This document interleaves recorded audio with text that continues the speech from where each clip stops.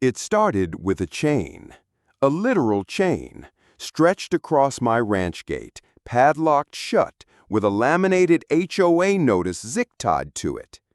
Access restricted pending compliance review. They blocked my only vehicle access point, illegally. The HOA president said I was bringing down the neighborhood with my trucks and fencing materials. What she didn't know?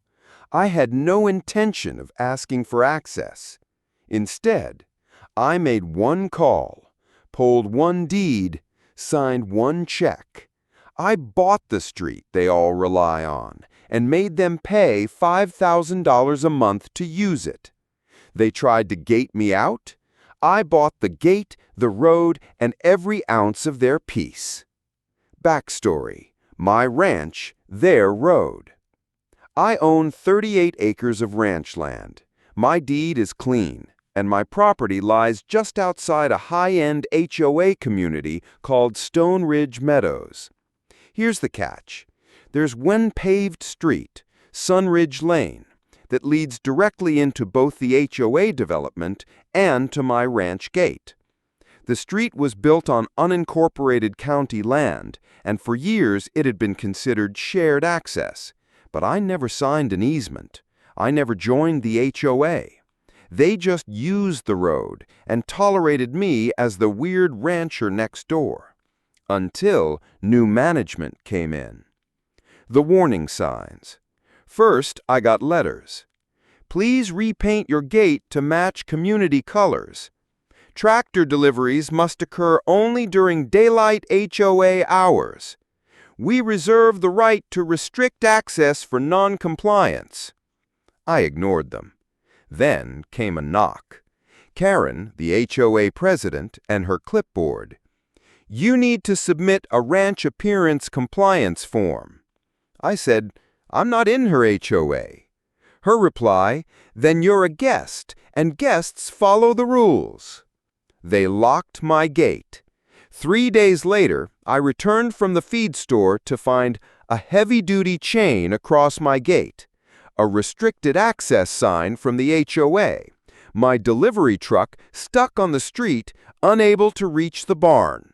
I cut the chain, called the sheriff, filed a complaint. The deputy gave them a warning, but they didn't care. That's when my neighbor dropped the gold mine. You know the HOA never bought this street, right? It's county registered. No deed, no transfer? I do some digging.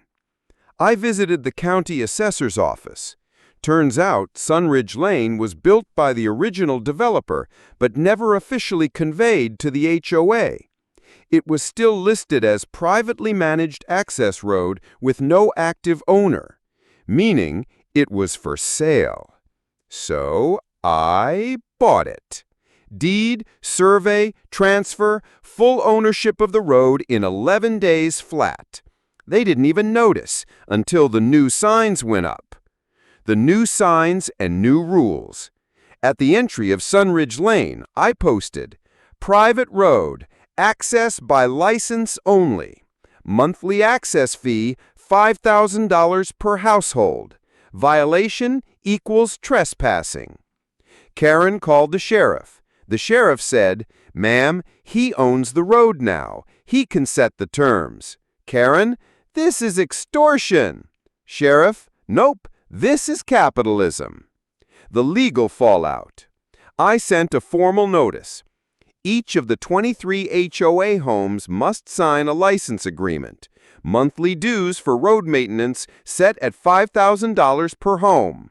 Payment late, gate access denied. Refusal, HOA responsible for constructing their own access. They tried to sue.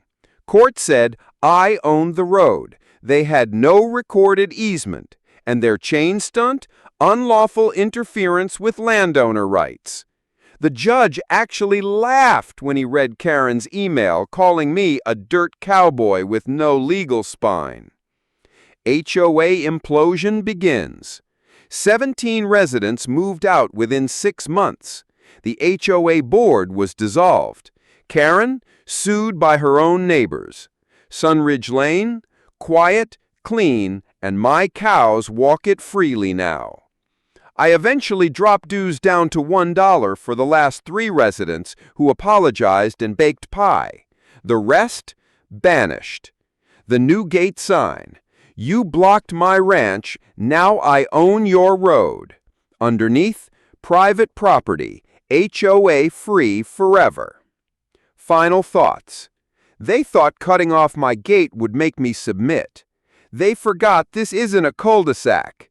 This is a ranch, and ranchers don't play chicken. You chain I gate, I'll buy your road, and your silence, and your HOA's soul.